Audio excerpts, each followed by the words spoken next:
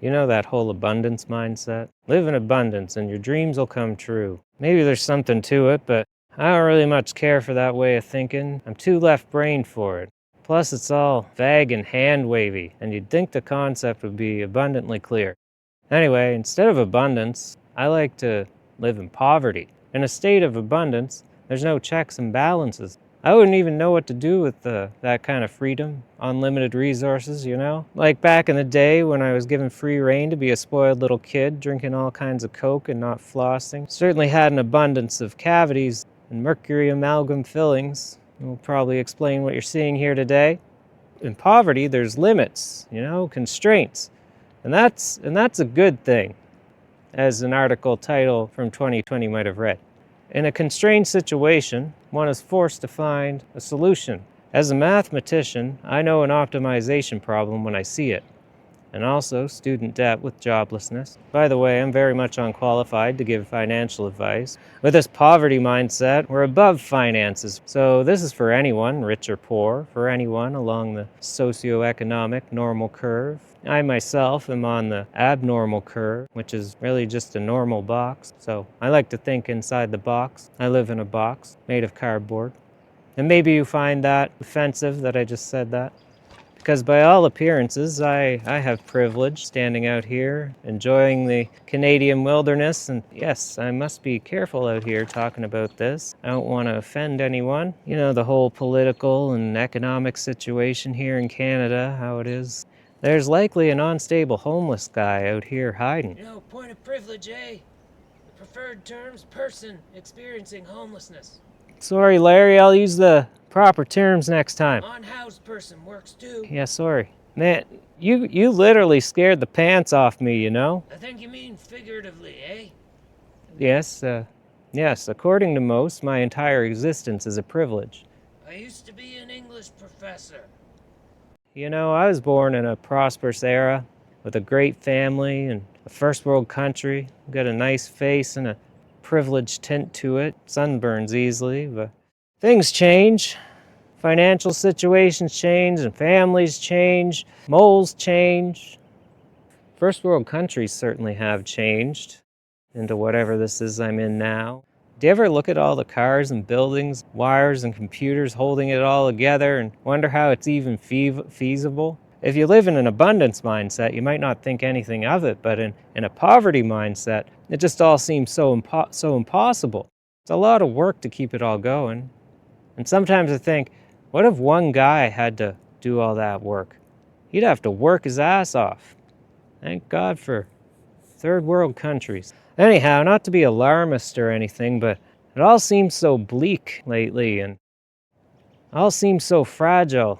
How much will a home cost in 10 years? How much will cardboard cost? I figure I better practice this poverty mindset while I'm still ahead and so I'm prepared for what's coming, because I think we're all going to be in a situation where we'll be a bit constrained soon. And I'm not like one of those prepper people with a bunker and such. I'm using my mind power. My mind is my bunker. Suffered the impact of a few concussions. But maybe you think poverty is hard. And it usually is, especially if you try to live outside your means or you have some bad habits. You know, rich or poor though, we all do it.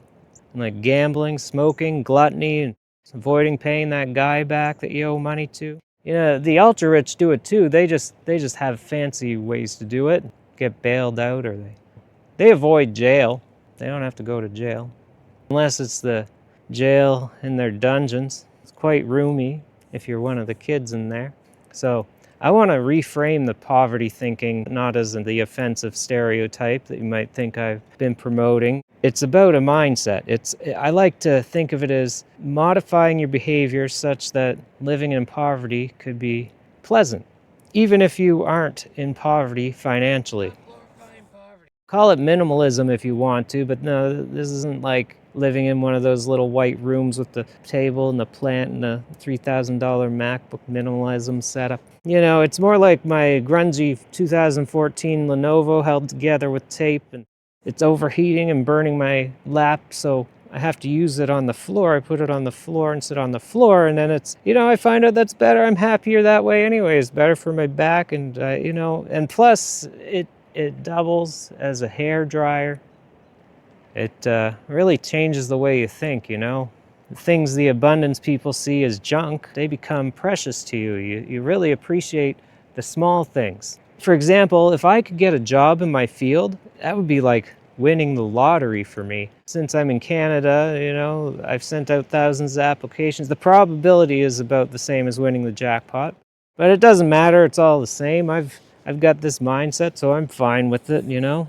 But you know, like and subscribe if you want me to someday have a luxurious meal. But that brings me to food. I still do pretty well with food, talking in poverty terms here. Yeah, there's some sacrifices I'm not willing to make with my food because it's related to your health. And as a vegan, of course, I think I'm superior to everyone else, and plant matter can be very cheap if you do it right. But you know, there's a lot of evidence out there, some studies out there to support the fact that a whole food plant-based diet is good for longevity and health. You got rice, beans, discount bananas, dumpster bananas. You can get extra fruit and some vegetables by foraging or growing them yourself. It's cheap and healthy, right? And even if you don't agree, even if it's not true, I think it's better than average. Anyway, yeah, I bike 25 minutes to the store and I get fresh air and exercise. I can do a few pull-ups and dips and stuff at the park. I look like the town crazy. I scare all the kids away. They stay at home on their iPads instead of coming to the park. Anyhow, with a bike and a cheap diet and a bit of camping gear, I can travel. You know, I like to go on homeless bike tour vacations. And like most people are spending $10,000 on their vacation. It's hardly anything for me. I have really practical skills and I found them to be beneficial to bring into my everyday life. I pretty much sleep exclusively on the floor and a hammock. Whatever improves my travel has improved my overall life. I found out caffeine and alcohol, those things aren't good for that, so I don't do any of that anymore. So I'm doing well there. And basically, cheap travel is like a metaphor for all of this. Come on, man. Shakespeare's literally rolling in his grave right now. He's gonna come out and slap you. You know, I no longer need any other form of entertainment. You know, maybe a good book or to hang out with my friend. You know, why play video games when you have all these satisfying little things in real life to micromanage? Real life is the best game. And I've become happier by embracing real life and poverty. So you see, I've managed to find a wormhole through Maslow's hierarchy of needs. Yeah, maybe you think this poverty mindset is all hand-wavy and vague, and really I lied to you like all the other YouTubers. So really it's just the abundance mindset with the twist that you can be a cheap. And that's all I'll say for now today. Anyway, Larry, I literally need my pants back now, okay?